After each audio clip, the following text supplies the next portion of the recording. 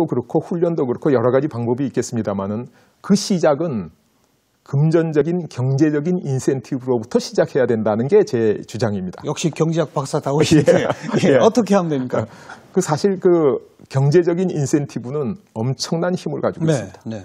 그래서 그 옛날에 60년대에 참 부모 형제들이 오손도손 고향 산천에서 농사 지을 때 그 처녀 총각들이 밤에 개나리 보찜 싸질머지고 도망 나오다시피 해서 공단으로 간 게 금전적인 인센티브였죠. 그렇죠. 그리고 요즘 그 3포 세대가 생겨서 연애와 결혼을 포기하는 것도 금전적인 역 인센티브 때문에 지금 포기하고 있지 않습니까? 돈이 없으니까 못하는 거죠. 그렇습니다. 네. 그래서 경제적인 인센티브만 주면 뭐든지 할 수 있다. 그 인센티브를 누가 어떻게 주냐고요?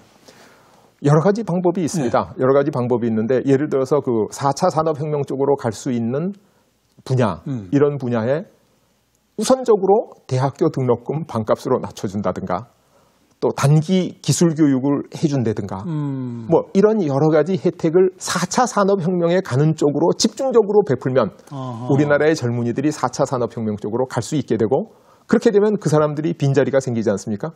그럼 그분들이 지금까지 복지 혜택을 받다가 다시 세금을 내게 됩니다. 그렇죠. 그럼 우리 경제가 순환하기 시작합니다. 맞아요. 그래서 우리가 지금 이 젊은 사람도 굉장히 힘들고 노인도 힘든데 예. 이 젊은 사람들을 전부 4차 산업혁명과 관련된 일모작 직업으로 유인할 수 있으면 경제적 혜택을 주어서 예. 거기에는 정책이 작용을 해야 되겠네요. 정책 없이는 불가능하죠. 그러니까 예. 4차 산업혁명에 해당되는 분야에 관련된 학과는 등록금을 깎는다. 예. 졸업 후 무료 기술 교육을 시킨다. 예를 그렇죠. 들어서 예. 4차 산업혁명 분야에 관련된 직장에서 기업이 채용을 하면 인건비의 몇 프로를 보조한다. 네.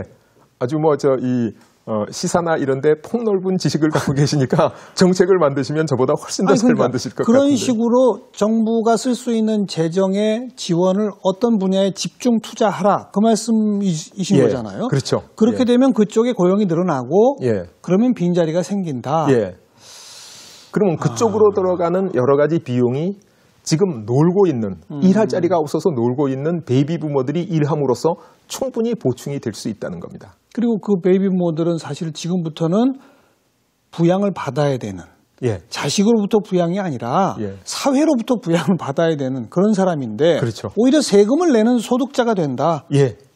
아하. 과거 다른 나라들은 고령화 사회에서 초고령 사회 이렇게 가는데 100몇십 년씩 걸렸다는 프랑스 거예요. 같은 나라가 100년 이상 걸렸다고 하죠. 예.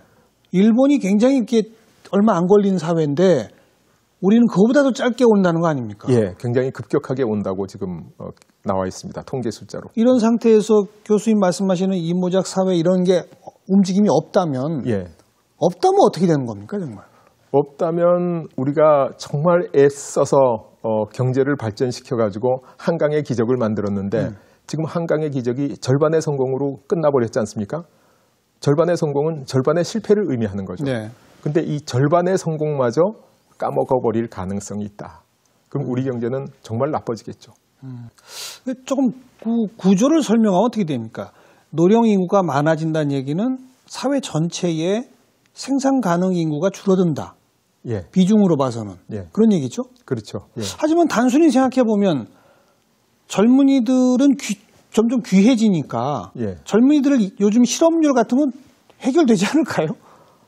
사실 그 실업률 자체로만 보면 해결은 되죠. 네. 지금 일본이 실업률이 굉장히 낮습니다. 아하. 낮은 이유가 뭐냐면 소위 그 단가이 세대라고 불리는 네. 일본의 베이비 부모들이 이제 전부 주로 은퇴하고 나니까 그 취직할 수 있는 젊은 사람 숫자가 줄어들어서 적고. 실업률은 줄었는데 경제가 발전하는 건 전혀 아니죠.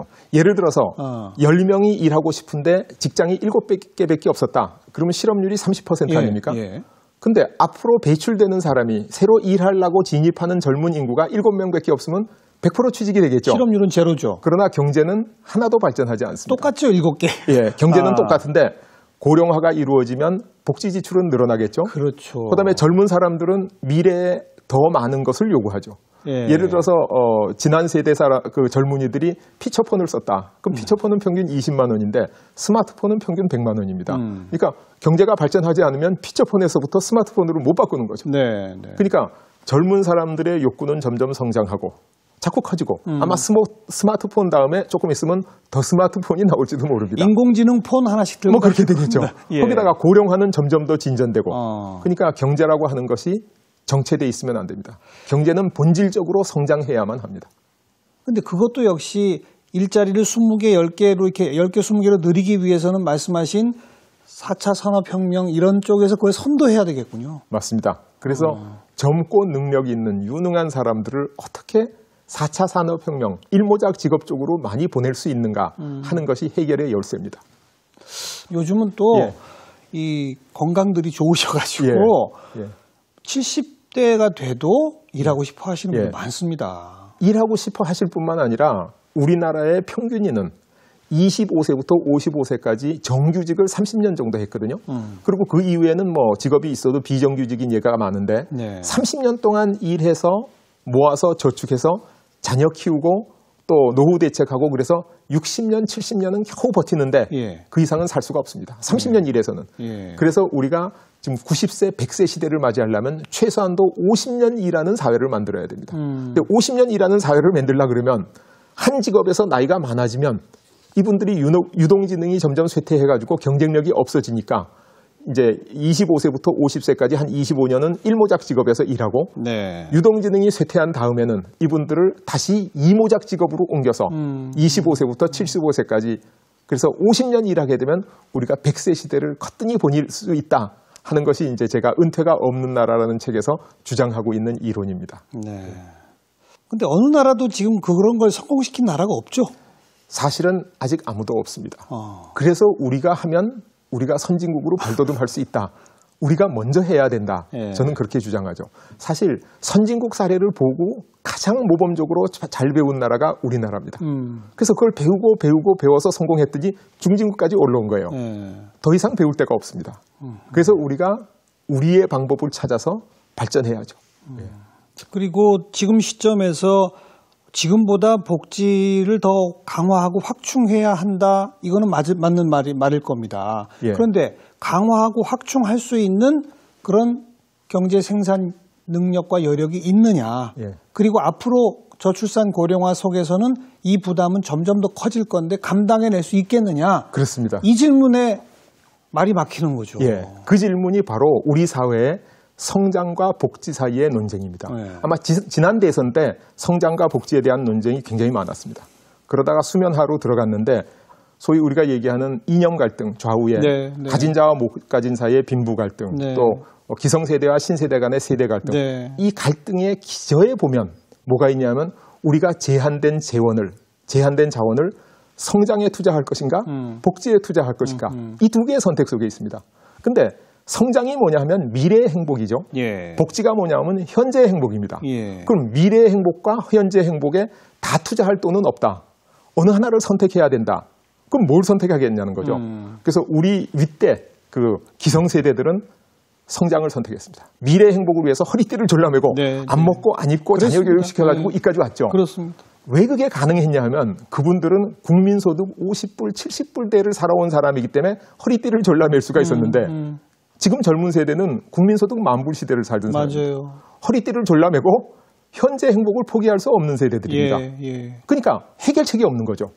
그래서 이제 제가 유일한 해결책이 증세 없는 성장, 증세 없는 복지를 가능하게 하는 일은 일을 더하는 방법밖에 없고 일을 더하는 일을 더하는 여력을 가진 사람은 베이비붐 세대밖에 없다. 바로 그게 이모작 사회다. 그렇습니다. 그래서 베이비붐 세대한테 일할 기회를 줘라. 그럼 이 사람들이 세금을 내고 떳떳하게 살아서 국가도 발전시키고 본인도 행복하고 이게 해결책이라고 제가 주장하는 거죠.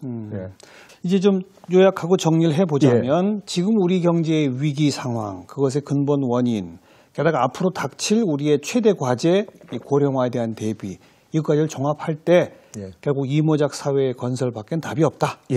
그것은 정책을 통해 해결해야 한다. 정책이 4차 산업혁명 주도하는 쪽에 각종 경제적 인센티브를 부여한 투자를 늘려야 한다. 그럼 거기 일자리가 생길 것이다. 그러면 그들이 젊은이들이 지금 담당하고 있는 노령층이 해야 할 일자리가 빈다. 그럼 노령층의 일자리가 생긴다. 이 말씀이죠. 그렇죠. 근데 이제 거기 제가 한 가지만 보태면 4차 산업혁명 쪽에 재원을 투입하는 것보다 사람을 보낸, 유능하고 젊은 사람을 보내는 쪽에 집중해야 된다. 지금은 돈을 투입하면 된다고 생각을 했죠. 그래서 돈을 많이 줘서 뭘 해보려고 그랬죠. 그래서 벤처기업한테 돈을 막 나눠주니까 그랬죠. 모랄 해저드가 생기고 벤처기업은 안 하고 보조미관 갖고 없어지고. 그래서 저는 그런 지원에 대해서는 동의하지 않습니다. 물론 그것도 어느 정도는 필요하겠지만 기본적으로 우리나라의 4차 산업혁명 분야, 벤처기업을 할 수 있는 신기술 분야에 사람을 육성해서 보내는 것이 해결책이지 그 부분을 돈을 뿌려서 손쉽게 지원하는 건 옳은 방법이 아니다. 교육에 대한 지원, 교육에 대한 그렇습니다. 투자. 교육과 훈련, 그다음에 인센티브. 예. 그리 가서 일할 수 있는 인센티브. 이 두 가지가 동시에 일어나야 되겠죠. 그리고 이건 뭐 단기간 안에 1, 2년 안에 되는 게 아니잖아요. 1, 2년 안에 되지는 않지만은 비교적 단기간 안에 발전합니다. 그러니까 국가도 불과 중국이 지금 저렇게 세계적인 파워로 성장하는데 불과 20년밖에 안 걸렸습니다. 20년 그러면 긴 세월 같지만은 또 그렇게 길지 않은 짧은 세월이기도 합니다. 그래서 우리 세대가 볼 수 있는, 내가 살아서 볼 수 있는 변화. 그래서 한 2050년경 되면 4차 산업혁명의 성공과 실패가 어느 정도 결정되지 않을까 이런 기대를 하고 있습니다. 근데 바로 그런 면에서 그런 일관된 정책 기조를 가지고 흔들림 없이 한 10여 년 가야 성과가 나오는 거 아닙니까? 그렇죠. 그래야 되겠죠. 그걸 해낼 수 있느냐가 참 관건이네요. 맞습니다. 그러자면 국민적 동의와 합의, 어떤 정치적 조정, 타협 이게 다 이루어져야 되는데 과연 지금 우리가 그걸 할 수 있는 하고 있는지 이게 걱정입니다. 그러니까 첫 번째는 올바른 정책을 선택하는가. 이게 중요하고 두 번째는 한번 선택했으면 그것을 얼마나 지속적으로 잘 발전시키고 가꿔서 키울 수 있는가 하는 게 또 중요해지겠죠. 근데 우리나라는 지금까지 IMF 경제 위기를 겪고 글로벌 금융 위기를 겪으면서 올바른 국가 발전 이론이 없었기 때문에 발전을 못했다라고 저는 주장을 하고 있습니다. 그래서 이제 세상에서 경제를 이렇게 분류를 할 때 카레스키 같은 분이 평가한 자본주의 1.0의 시대가 대공황으로 끝나고 자본주의 2.0의 시대가 소위 오일 쇼크하고 스태그플레이션으로 끝나고 자본주의 3.0이라고 하는 소위 신자유주의에 가까운 시장 만능주의가 대처 레건에 의해서 주도되다가 이게 금융위기로 끝나버렸죠. 그리고 자본주의 4.0 시대로 넘어왔다 그랬는데 우리 사회는 아직 자본주의 4.0으로 넘어가지 못하고 3.0 단계에 어느 정도 머물러 있지 않나. 그렇습니다. 그래서 4.0 단계는 혼합경제죠. 정부와 시장이 유효적절하게 정책으로 발전시켜야 되는데 아직도 일부에서는 그냥 시장에만 맡겨두면 잘 되지 않을까 이런 생각을 하고 있어서 좀 안타깝게 생각하고 있습니다. 교수님의 이 이모작 사회라고 하는 답이 좀 폭넓은 공감대를 얻어서 빨리 좀 구체화되는 날이 오길 좀 기대해 보고요. 제가 그냥 하나만 보태면 3모작 사회는 어떻겠어요? 1모작 25세에서 한 50세, 50세부터 75세 2모작 그건 다 직업의 개념이잖아요. 그 후에는 사회봉사로 3모작하는. 그거 아주 좋은 말씀이십니다. 아주 굉장히 좋은 말씀인데 사실 우리가 1모작, 2모작 얘기할 때는 추수를 몇 번 하느냐거든요. 추수를 한다는 건 경제활동을 의미합니다. 그래서 2모작 사회로서 경제활동을 끝내고 제대로 된 2모작. 제대로 된 2모작을 하면 나머지는 얼마든지 좋은 세상이 기다리고 있다. 그건 정확하게 3모작으로 부르면 안 되겠네요. 정확하게 경제학적으로는 3모작은 아닙니다. 100세 시대가 이렇게만 되면 별로 안 두려울 것 같습니다. 저는 극복할 수 있는 방법이 있다고 확신하고 있습니다. 오늘 아주 좋은 말씀 잘 들었습니다. 감사합니다. 고맙습니다. 여러분은 이모작 할 준비 내지는 생각 다 있으시죠? 우리 세상이 빨리 좀 그런 세상 펼쳐졌으면 하는 그런 바람입니다. 다음 주에 다시 뵐게요. 안녕히 계세요.